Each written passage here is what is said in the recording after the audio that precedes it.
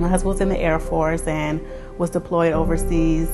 We had decided that, maybe we would wait till he returned to try again. Well, while he was there, we found out that we were expecting, so of course we were elated about that.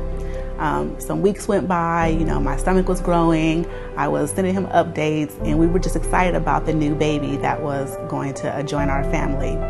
Well, at 18 weeks, we went to our regular doctor's appointment, and we were informed that there was a problem.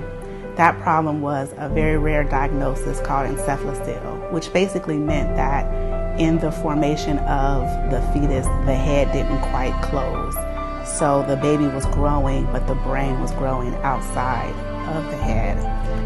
Something happened at that point. We made a decision that we were going to lean on our faith and we were going to see it through no matter what the doctor said. We kind of went against the grain of the doctors, our family, friends, and we said, God, we're going to trust you. We're going to believe you for a miracle. So we did just that. We felt like it was our decision to make. We had to stand on it, and we had to lean on one another. And there were times where we really had to just cut out the outside world and the naysayers and the doctors and all the negativity and just focus on one another and encourage one another. And that's what really sustained us during that time. He had challenges. He wasn't able to maintain his body temperature. He was blind. He was severely delayed. He had microcephaly, which is basically your head is super small because your brain is what grows your head. So he didn't have the normal functions of a baby. And so with the first child, you don't realize how delayed they are because it's your first experience. But it was only until I would see him next to another child that it really kind of hit me in the face that what I was dealing with. He had some hospital stays. And I remember he had 2 hospital stays, and they were like, I think pneumonia or something like that. And I remember at the second time, because he was a bit older, maybe 11 months or so, that he was fidgety, with the machines and different things like that. I remember kind of telling God that, I really don't want him to live like this. I really don't want to have to go through this process with him suffering or in pain. So he was released from the hospital. I think 10 days later was his first birthday. So we had a big party here to celebrate life, celebrate what we considered was the miracle. Even though it wasn't the complete healing, it was still a miracle that he was here because he wasn't expected to be here even for 12 months. Every time we saw a doctor, they said, oh, you know what? He only has another day. So we were really excited about that. Well, about 10 days after his first birthday, he passed away.